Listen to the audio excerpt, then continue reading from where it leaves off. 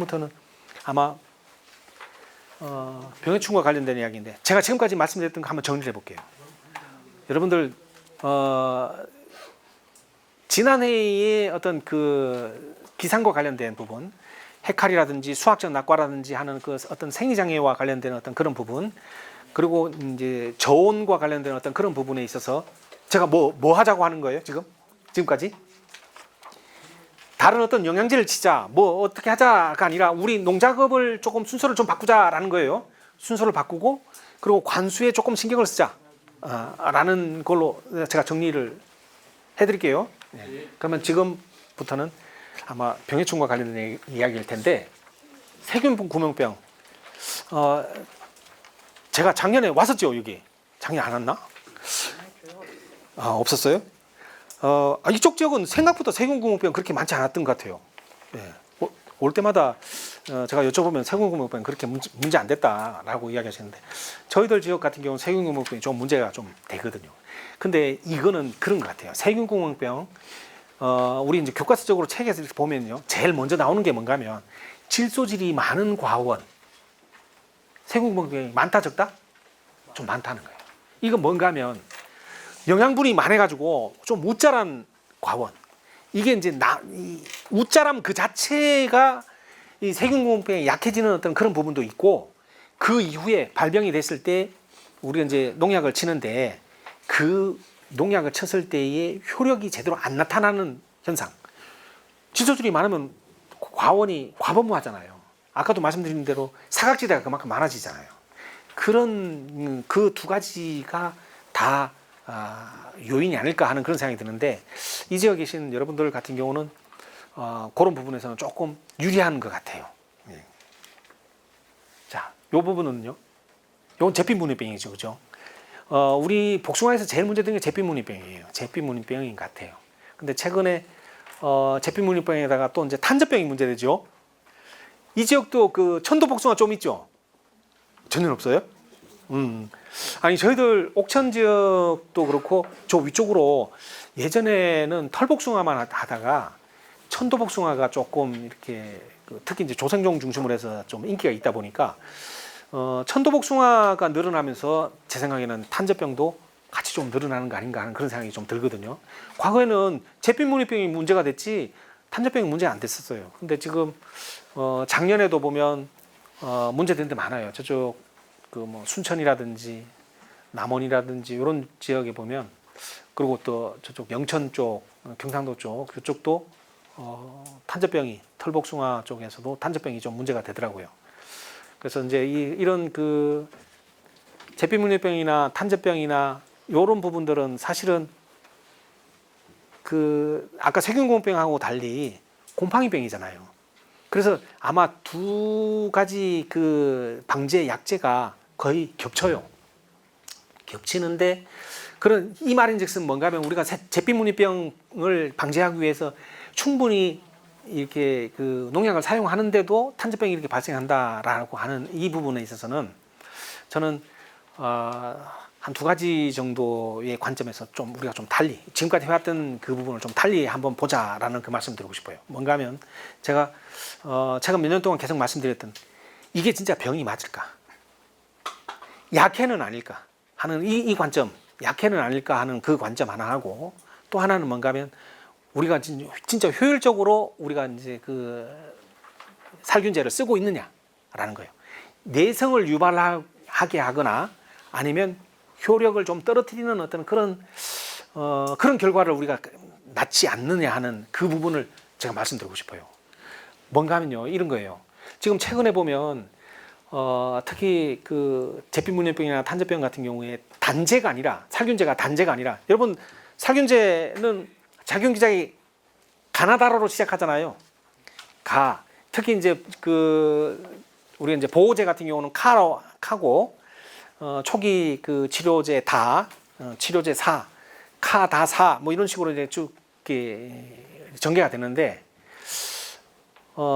지금은 대부분 하나의 농약이 아니라 이 작용 기작이 두 개가 합쳐진 그 복합제 이거를 많이 쓴단 말이에요. 그러다 보니까 이게 이제 중복되는 경우가 많아요. 특히 이제 작용제약 다 같은 경우는요, 이건 내성이 굉장히 쉽게 발생을 하거든요. 근데 나는 분명히 다를 안 썼는데 혼합제에서 그게 다가 섞여 있는 거예요. 그랬을 때 나타나는 어떤 그 비효율성, 그 부분 하나 말씀드리고 싶고, 그리고 아까도 처음에도 말씀드린 것처럼 이게 진짜 병이 맞을까, 이 약해는 아닐까 하는 이 부분. 세균구멍병과 약해가 굉장히 유사하게 나타나는 그런 모습이 작년도 그렇고 한 몇 년 동안 제가 많이 경험을 했어요. 이건 뭔가 하면 우리가 여러분들 농약 사용하는 시간대, 아까 이제 관수 시간대 말씀을 드렸지만 농약 사용하는 시간대, 우리가 온도가 올라가기 전에 오전 중이라고 우리가 계속 알고 계시잖아요. 근데 지금 온도가 올라가는 게 몇 시쯤일 것 같아요? 오전 9시. 9시도 지금 30도예요. 한낮 7월달 6월 하순만 돼도. 그래서 그 시간대를 좀 더 당길 필요가 있지 않을까 하는 그런 생각이 드는데, 그런 관점에서 한번 봤으면 좋겠고요. 여기도 제가 표시를 했는데, 우리가 이제 여러분 잘 아신 것처럼 칸은 보호제잖아요. 보호제고, 다 같은 경우는 초기 치료제, 그 다음에 사는 이제 우리가 이야기하는 치료제인데, 사실 치료제라는 건 없어요. 침투 유행성이 있어가지고 균 활성도를 그만큼 떨어뜨리는 그런 약제라는 건데, 이 작용기작과 관련돼 가지고 요거를 이제 좀 우리가 공부할 필요가 있을 것 같아요. 조금 좀 깊이 있게 나중에 그런 기회를 한번 가지실 필요가 있을 것 같아요. 우리가 이제 이 카가 보호제라고 해서 항상 생육 초기에만 써야 되느냐, 이 사라고 해서 생육 초기에는 쓰면 안 되느냐, 사실 그거 아니잖아요. 지금은 보면 3월 달에 이미 뭐 진딧물이나 뭐 이런 게 발생을 했단 말이에요. 걔네들이 매개하는 어떤 그런 건 보면 이미 우리 과원에 탄저병이라든지 제피물병이라든지 이런 게 지금 발현되고 있어요. 4월 달에. 지난해에도 사실 농촌진흥청에서 몇몇 군데 이렇게 샘플 해서 조사한 거에 보면 4월 달에 이미 발생한 그런 지역들이 많거든요. 그런 시점에서는 보면 카보다는 사가 맞아요. 사를 쓰는 게 맞거든요. 그래서 이런 농약과 관련된 이 부분은 우리가 조금 좀 더 공부를 할 필요가 있지 않을까 하는 그런 생각이 듭니다. 그래서 제가 말씀드린 대로 이제 보호제와 살균제의 모습을 제가 했는데, 보호제는 여러분 잘 아시는 것처럼 표피를 이렇게 보호하는 거예요. 이 약성분이 세포 안까지 들어가지는 못해요. 근데 치료제 다라든지 작용제약 다나 사 같은 경우는 이 안쪽으로 들어가는데, 근데 이 안쪽으로 들어간다는 게 참 우리 너무 믿어서는 안 될 것 같아요. 자, 이거 제가 농업과 관련된 농약회사 쪽의 자료를 제가 이렇게 한번 캐치를 해봤는데, 보시면 뭐라고 되는가 하면요, 이렇게 돼 있어요. 제가 한번 읽어볼게요. 침투성 살균제는 병원균이 감염된 이후에도 방제가 가능하다는 점이 가장 큰 특징이다. 네. 아까 우리 보호제 같은 경우는 병균이 감염되기 전에 사용하는 거고, 이 감염되고 난 다음에 쓸 수 있는 침투유행성 살균제 좋다는 거예요. 침투유행성. 그런데 이 발병도 우리가 주의할 필요가 있어요. 발병 초기인 5% 수준에서만 효과적이며, 발병률이 5%가 넘어가는 상황에서는 약제의 혼용이나 살포 간격을 줄이는 추가 방제 전략이 필요하다. 5%만 감염되는 그 시점에서만 효과적이라는 거예요. 그러면 이게 뭐예요, 진짜? 그죠? 네, 이건 그러면 결국 어떤 면에서 보면 카를 사용할 수 있는 타임보다 다나 사를 초기부터 사용할 수 있는 해야 하는 타이밍이 우리가 더 많이 놓여 있어요. 그런 생각 안 드세요? 그리고 또 이거 한번 보세요. 실제로 실제 살포되는 농도의 100분의 1도 식물체 내에 흡수 이행이 안 된다는 점이다. 이게 침투행이 되긴 되는데 100분의 1도 안 들어간다, 약성분이 안 들어간다는 거예요.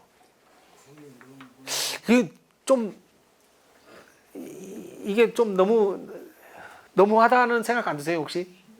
저는 이거 보면서 그런 생각이 들었어요. 야, 그러면 우리가 농약을, 침투 유행성 농약을 사용할 타이밍도 우리가 좀 고민해봐야 되고, 그러면 침투 유행성이라는 어떤 이 부분, 이 말을 하는 이 자체도 100분의 1인데 뭐 하나 뭐 다를 게 뭐가 있을까 하는 그런 생각이 들더라고요. 그래서 저는 그 말씀 드려보고 싶어요. 여러분들 지난해 탄저병이나 제피무늬병이나 이런 쪽에 좀 심했던 분들 같은 경우는 너무 생육 초기에 카에 고집하지 마시고요. 도리어 카는 있잖아요. 카는 장마철에 더 효과적이라는 거 아세요? 장마철. 네. 생육 초기에는 다나 사를 과감하게 쓸 필요가 있어요. 지난해 너무 많이 발생했던 그런 과원들은 그렇게 쓰시고, 카 같은 경우는 보호제 같은 경우에 너무 실제로 우리 과원 안에는 병원균이 다 있다니까요. 그렇게 이해를 하시면 좋을 것 같아요. 그리고 요거는 이제 급성 수지 증상, 녹물 흐르면서 이렇게 죽는 그런 모습인데, 이게 보면 지제부 쪽도 아니고 지제부보다 조금 높은 지역, 지금 이거는 거의 막 상당히 높은 지역에서 이렇게 녹물이 흘러서 결국 이 나무는 죽는데, 이거와 관련해 가지고 여러 가지 지금 실험 연구가 지금 되고 있는데, 아직까지는 명확한 원인이라든지 대책이라든지 이런 거는 아직은 안 나와 있다라는 그 말씀 드리는데, 혹시나 여러분들 과원 중에 이런 과원이 있다고 치면, 저는 나무를 심을 때 사전에 소독하는 거 있잖아요. 나무 소독, 침지, 살균제에다가 우리가 보통 보면 리도민이나 이런 갖다가 침지하잖아요. 그 침지하는 그 노력을 좀 할 필요가 있겠다 이런 생각이 들고요. 그리고 요런 증상이 지금 나타나가지고 나무가 완전히 죽지는 않았다 그랬으면 그 주변 토양 관주를 통해서 관련 적용 농약은 없어요. 적용 농약은 없는데, 우리가 이제 급성 수지 표현은 우리 급성 수지라고 하지만 이것도 이제 곰팡이와 관련된 토양 병원균이 아닐까 하는 그런 생각을 좀 하고 있거든요. 그래서 관련된 약제를 관주를 통해서 조금 할 필요가 있지 않을까 하는 그런 생각이 들어요. 요거 사실 뭐 묘목 때문에 그렇다, 아니면 땅에서 그렇다, 이게 뭐 여러 가지로 이렇게 환경을 바꿔서 해봐도 요 걸리는 건 꼭 걸리더라고 보면. 그래서 만약에 이제 그렇게 해도 안 된다 그러면 이건 너무 미련 가질 필요 없으세요. 이거 도태하시는 게 맞는 것 같아요.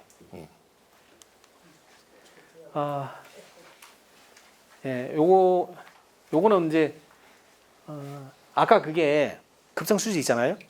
거기에서 지금 요 부분하고 좀 비슷한데, 여러분 톱신페스트 우리가 이제 줄기마름병 이제 사과나 배나 뭐 이런 쪽에서 전정하고 난 다음에 이렇게 바르잖아요. 상처에 이게 바르면, 특히 이제 우리 복숭아는 상처가 잘 안 아무는데 얘네들 이렇게 바르면 경험해 보신 분들 계실 거예요. 상처 잘 아뭅니다 이게. 그래서 조금 상처가 큰, 전정했을 때 좀 큰 상처들은 반드시 이거 해주시는 게 필요하고, 그리고 지금 이거 보면 여기 보면 희석에게 전착제를 첨가하여 사용하면 약효가 증진된다고 이렇게 돼 있어요. 요거는 이제 아까 톱신페스트 도포제 같은 경우는 뭐 전착제나 이걸 사용할 그런 여지가 없죠. 그건 없는데, 이 수화제 같은 거 있잖아요. 톱신M 같은 거, 지오판 같은 거 이런 거 쓸 때 얘네들 같은 경우는 전착제를 첨가해서 효과가 좋은 이런 살균제가 있는가 하면 전착제를 사용하지 마시라는 문구가 있는 게 있어요. 제가 왜 이 말씀 드린가 하면, 아까 제가 말씀드렸잖아요. 우리가 이제 병해충과 관련해 가지고 약해 부분 제가 말씀드렸잖아요. 특히 전착제와 관련된 이 부분 때문에 약해가 발생하는 일이 상당히 있어요. 꼭 전착제만이 아니라 그러니까 침투 유행성 농약을 사용했을 때 침투 유행을 좀 확대시키는, 아까 우리 봤잖아요. 100분의 1밖에 침투가 안 된대요. 농약 자체의 유효 성분은 100분의 1밖에 침투가 안 되는데, 전착제를 쓴다든지 아니면 침투 유행성 영양제들 있잖아요. 그런 걸 같이 혼용을 한다든지 이랬을 때는 그 침투성이 굉장히 침투 비율이 한꺼번에 더 높아진다는 거예요. 그러면 약해가 발생하는 거예요. 그거를 염두에서 이 사람들 이렇게 표시를 해놓거든요. 이따가도 또 있을 거예요. 그래서 이 부분은 조금 여러분들 약 사용하실 때 주의 있게 보셔야 돼요. 그리고 여기 보면 이렇게 돼 있어요. 보르도액 및 염화동 등과 같은 무기동제와는 섞어 쓰지 말아요. 그러면 그런 상황에서 내가 지금 전정하고 난 다음에 도포제 발랐는데 도포제 바르고 난 다음에 석회 보르도액이나 여기처럼 석회 보르도액이나 염화동 이거 무기동제 이 석회 보르도액이에요. 석회 보르도액을 이야기하는데 석회 보르도액은 그러면 바로 치면 안 되겠네 라는 생각 드시죠? 네, 바로 치면 안 돼요. 그런 부분도 여러분들 감안하실 필요가 있어요. 네. 제가 아까 수학적 낙과 관련해 가지고 핵칼과 관련된 그 부분 제가 말씀드렸었는데 이건 제가 아까 설명한 그 내용으로 그냥 넘어가도록 하고요.